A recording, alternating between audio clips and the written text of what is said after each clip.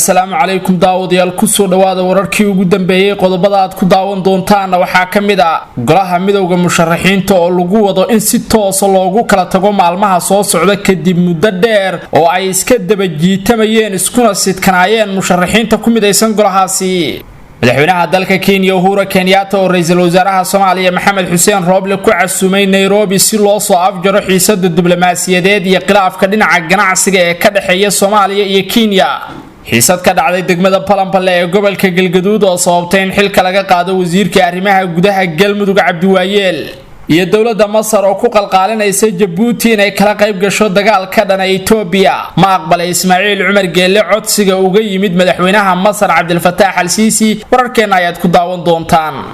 inta aynu u galin faahfaahinta wararkeena fadlan like iyo follow saar page-kan oo si share garay warkan lana wadaaga asxaabtaada mahadsanid aan ku bilaabay golaha midowga musharaxiinta oo ay ku midaysan yihiin ku dhawaad 20 musharax oo tartamaysa xilka madaxweynaha jamhuuriyadda Soomaaliya ayaa lagu wadaa in lagu kala tago maalmaha soo socda oo musharaxiintu ay si toos u aadaan ololahooda doorashada ee ay ugu ordayaan kursiga ugu sareeya Soomaaliya ee madaxtinimada xubnaha midowga musharaxiinta ee gudoomiyaha u yahay madaxweynihii hore ee Soomaaliya Sheekh Shariif Sheekh Ahmed ayaa waxa ujeedkooda ugu weyn uu ahaa in ay ka hor istaagaan madaxweyne farmaajo muddo kororsigii 2 sano ahaa ee uu samaystay iyo ka hortaga in laga leexdo hanaanka ama dhabaha doorashooyinka Soomaaliya qorshahaasi oo ugu dambeyn ay ku guuleysteen waxa la gaaray Khamiistii in dhaaftay heshiis si toos ah dalku uu doorasho ugu aadayo laguna qabanayo muddo 60 cisho gudahooda waxa iminka xubnaha midowga musharaxiintu ay durba bilaabeen galaangal hoose iyo kala xidhxidhashada madaxda maamul goboleedyada iyo siyaasiyiinta ay aaminsan yihiin inay sanadkan dhisi karaan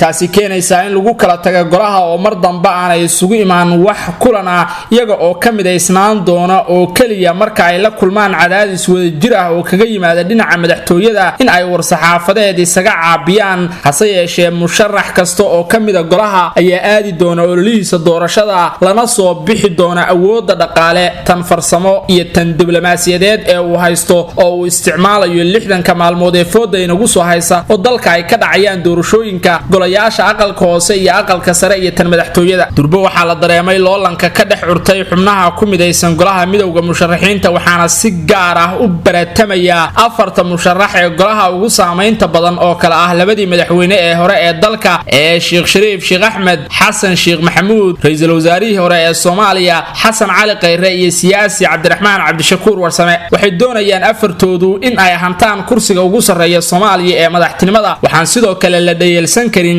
dadaalka qarsoon iyo kan muuqda ee ay wadaan labada siyaasi ee kala ah Daahir Maxamuud Geelle wasiirkii hore ee warfaafinta Soomaaliya iyo madaxweynihii hore ee Galmudug Cabdikariin Xuseen Guuleed oo kamida iyaguna xubnaha sanadkan loo saadaalinayo inay ku guuleysan karaan xilka madaxweynaha Soomaaliya waxay doonayaan musharaxiinta ugu cadcad golaha in ay dhexdoodu isku dhigaan dabina siyaasadeed oo mid walba uu kan kale awoodiisa hoos u dhigo si uu isagu u helo sumcad siyaasadeed iyo taageero horle iyaga oo dhexdooda uu loolan ka socda haddana waxa ay la kulmayaan weerarka kaga imaanaya dhinaca madaxtooyada Soomaaliya oo iyaduna wadata madaxweyne farmaajo oo markii labaad la doonayo inuu ku guuleysto xilka Soomaaliya ugu sareeya ee madaxtinimada lehna saaxiibo siyaasadeed oo uu ku leeyahay maamul goboleedyada burburka iyo kala taga golaha midowga musharaxiinta waxa uu fursad u yahay madaxweyne farmaajo oo isagu dadaal kasta ku bixinaya in uu ku sii nagaado markii labaadna dib ugu soo laabto kursiga uu iminka wali ku fadhiyo ee madaxtinimada Soomaaliya madaxweynaha dalka Kenya Uhuru Kenyatta ayaa casuumaad u fidiyay ra'iisul wasaaraha Soomaaliya Maxamed Xuseen Rooble oo uu ku casuumay magaalada Nairobi ee caasimadda wadanka Kenya si loo soo afjaro xiisadda dhinaca diblomaasiyadda ee u dhaxaysa labada dal iyo muranka ganacsi ee bilaha badan soo jiitamayay ra'iisul wasaaraha Soomaaliya Maxamed Xuseen Rooble ayaa lagu wadaa inuu booqdo magaalada Nairobi inkastoo uu ra'iisul wasaaruhu la kulmayo culays iyo mas'uuliyad weyn oo ka soo fuushay dhinaca doorashada muddada lagu jaangooyay doorashada oo aad u koobanna uusan ra'iisul wasaaruhu rabin in uu sameeyo wax safar ah haddana madaxweynaha wadanka Kenya Uhuru Kenyatta ayaa ra'iisul wasaare Rooble ka codsaday inuu yimaado Nairobi si loo soo afjaro khilaafka labada dal dibna loogu fasaxo duulimaadyadii Muqdisho iyo Nairobi oo muddo xayiran waxay sidoo kale doonayaan labada dal inay ka heshiiyaan muranka dhinaca ganacsiga ee muddada dheer ka dhaxeeya siiba xayiraada ay dawladda federaalku ku soo rogtay diyaaradihii qaadka ee ka imaan jiray wadanka Kenya kana soo degi jiray magaalooyinka waaweyn ee Soomaaliya Soomaaliya ay Muqdisho ku jidho safarka Rooble waxa xaqiijiyay saraakiil ka tirsan xafiiskiisa inkastoo cadaadiska inkastoo la taliyaashiisa qaar ay ra'iisul wasaaraha ku qalqaalinayaan inuusan wax safar samayn oo uu ka soo baxo kuna dadaalo mas'uuliyadda hortaale ee hirgelinta doorashooyinka Soomaaliya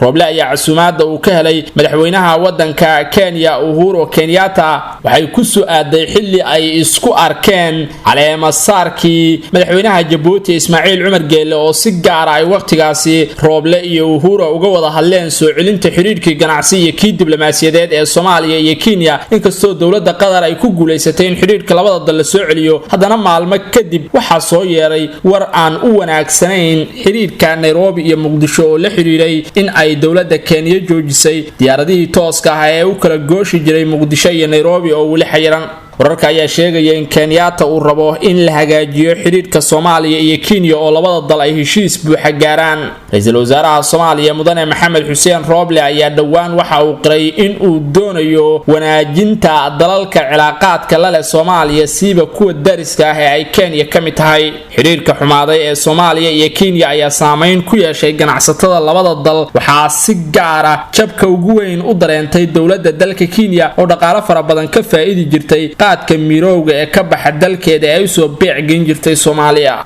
madaxweyne ku-xigeenka galmudug Cali Daahir Ciid ayaa xilka ka qaaday wasiirkii arrimaha gudaha dowlad goboleedka galmudug Cabdi Maxamed Jaamac Cabdi Waayeel xilka qaadista ayaa daba socotay kadib markii wasiirku ka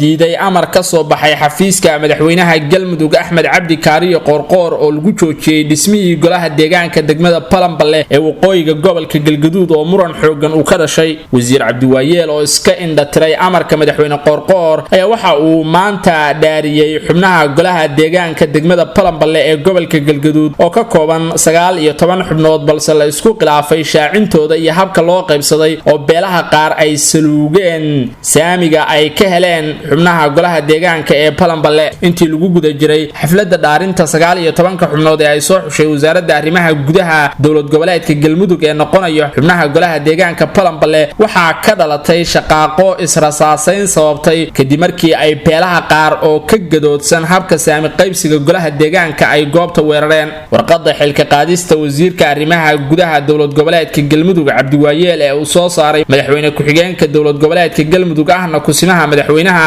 Cali Daahir Ciid ayaa la xiriiday cabasho badan oo ka timid beelaha qaar iyo sidii loo joojin lahaa dhismaha golaha deegaanka degmada Palanballe oo sababay isku dhac hubaysan waxa uu maamulka Galmudug ka cabsi qabaa in ay xiisadu sii baahdo waxaana kaga sii daray shaqaaqada wasiirka arrimaha gudaha Galmudug oo diiday in la hakiyo dhismaha golaha deegaanka oo diiday xitaa amarkii madaxweyne Qoorqoor waxaana ay taasi kaliftay in wasiirka xilka qaadis lagu sameeyo wasaaradda arrimaha gudaha Galmudug ayaa dhexdeeda waxa ka curtay khilaaf hor leh iyada oo sidoo kale mas'uuliyiin ka tirsan wasaaradda siiba wasiir ku-xigeenka wasaaraddaasi uu soo saaray warqad lagu joojinayo dhismaha golayaasha deegaanka degmooyinka Dhuusamareeb Cadaado Palanballe Caabud Waaq iyo Hobyo oo uu sheegay in la hakiyay shaqadii ka socotay isagoo ugu baaqay shaqaalaha ku sugan goobahaasi inay ku soo xaroodaan xarunta wasaaradda ee Dhuusamareeb waxaase arrinkaasi diiday gudoomiyaha guddiga dhismaha golayaasha deegaanka ee Galmudug oo isna warqad kale soo saaray taasi oo kaga sii dartay khilaafka wasaaradda dhexdeeda ka jira hase yeeshee ugu dambeyn madaxweyne ku-xigeenka ayaa soo afjaray khilaafkaasi oo wasiirkii wasaaradda arrimaha gudaha Galmudug Cabdi Waayeel xilka qaadis ku sameeyay dowladda Masar ayaa ka codsatay dhigeeda Djibouti inay kala qayb qaadato dagaal ka dhana dowladda dalka Itoobiya oo Masar ay isku hayaan biyo xireenka webiga Niil mudooyinkii la soo dhaafay waxaa sii xoogaystay xiisadda ka dhex taagan Masar iyo Itoobiya ee salka ku haysa dhismaha iyo buuxinta biyo xireenka ay ku adkaysanayso Addis Ababa halka Qaahirana ay ku hanjabtay inay dagaal qaadi doonto haddii aanay Itoobiya ka baaqsan biyo xireenka ay ku wado webiga Niil madaxweynaha Masar Abdel Fattah al-Sisi ayaa waxa uu qamiistii booqday magaalada Djibouti halkaasi oo uu kulan kula qaatay dhigiisa wadanka Djibouti Ismaaciil Cumar Geelle arintaasi oo qayb ka ahayd dadaalka diblomaasiyadeed ee Masar ay ku doonayso inay ku samaysato xulufo dheeraad ah oo reer Afrika ah xilli uu cirka isku shareeray muranka kala dhaxeeya Itoobiya booqashada al-Sisi uu ku tagay wadanka ku yaala geeska Afrika ee Djibouti waxay noqotay tii ugu horeysay ee madaxweyne